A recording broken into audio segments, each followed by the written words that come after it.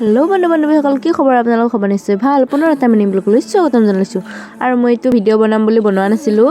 মই এইটো ইয়াক কিবা এটা গিফ্ট দিছিলোঁ মোৰ হাজবেণ্ডক, তাৰ কাৰণে মই ভিডিঅ'টো বনাই থৈ দিছিলোঁ আৰু এতিয়া ভাবিলোঁ এডিট কৰি কিনে আপলোড দি দিওঁ ইউটিউবত।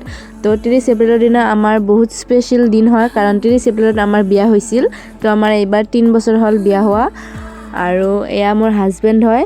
আৰু আমাৰ ঘৰৰ পৰাই বিয়াটো ঠিক হৈছিল ফাৰ্ষ্টতে, পিছত নিদিয়া হৈছিল কাৰণে আমি পলাই আহিছিলোঁ। তাৰপিছত আমাৰ বিয়া কৰাই দিয়া হৈছিল মন্দিৰত।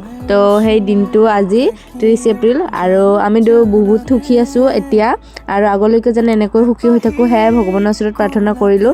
আৰু ৰাতি মই এনেকৈ মনে মনে কেনে অকণমান ছাৰপ্ৰাইজ দিব চেষ্টা কৰিছোঁ। আৰু এয়া মই কেক বনাই আৰু ডেক'ৰেশ্যন কৰি থৈছোঁ, আৰু বাকী একোৱে কৰা নাই।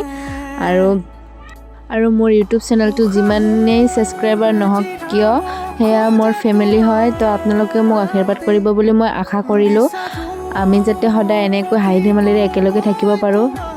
আই love you so' much my dear husband. তুমি মোক ইমান কেয়াৰ কৰাৰ কাৰণে, ইমান মৰম দিয়াৰ কাৰণে 3টা বছৰ, আৰু আগলৈকে এনেকৈ মৰম কৰিবা বুলি মই আশা কৰিলোঁ। আৰু আপোনালোকে মোৰ ভিডিঅ'টো চাই দিব। Bye bye.